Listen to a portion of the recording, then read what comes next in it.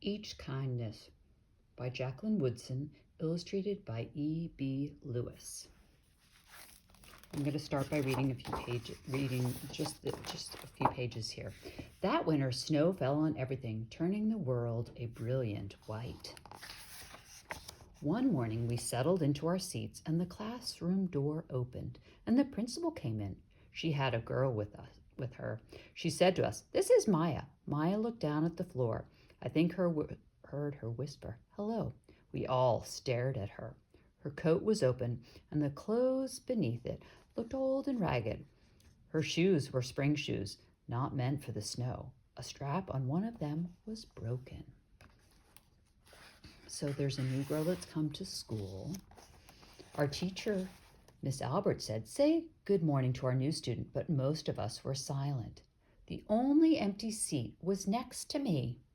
That's where our teacher put Maya, and on the first day, Maya turned to me and smiled, but I didn't smile back.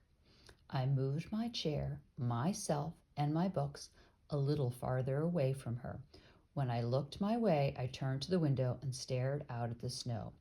And every day after that, when Maya came into the classroom, I looked away and didn't smile back. So we see as time goes on,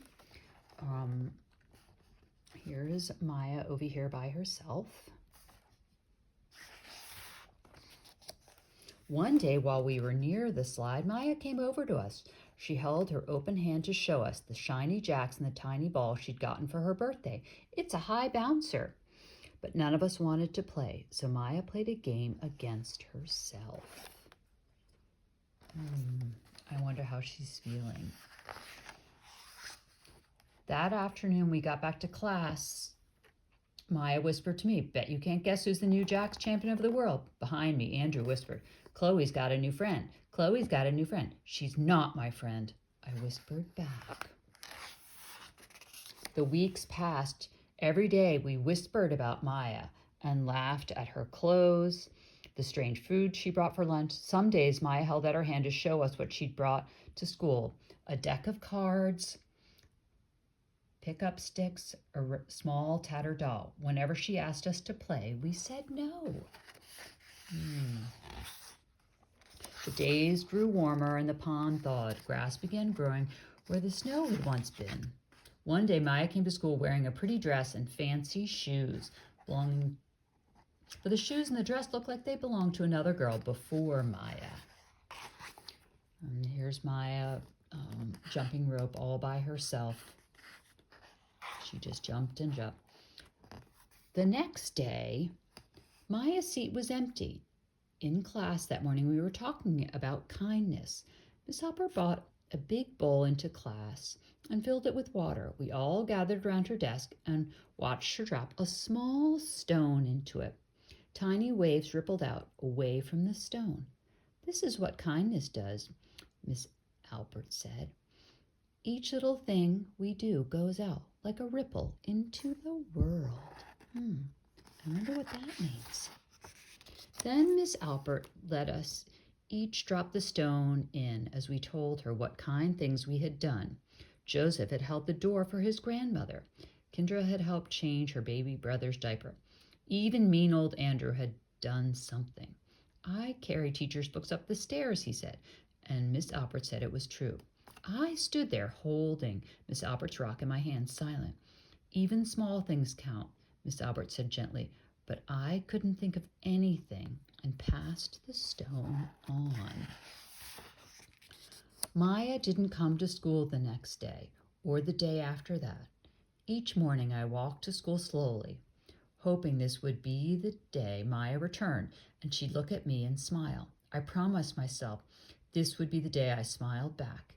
"Each kindness," Miss Albert had said, "makes the whole world a little bit better."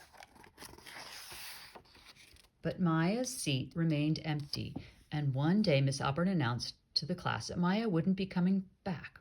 Her family had moved away, Miss Albert said, and then she told us to take out our notebooks. It was time for spelling. That afternoon, I walked home alone. When I reached the pond, my throat filled with all the things I wish I could have said to Maya. Each kindness I had never shown, I threw small stones into it over and over, watching the way the water rippled out and away, like each kindness done and not done, like every girl somewhere holding a small gift out to someone, and that someone turning away from it. I watched the water ripple as the sun set through the maples, and the chance of a kindness with Maya became more and more forever gone. This is a fabulous book.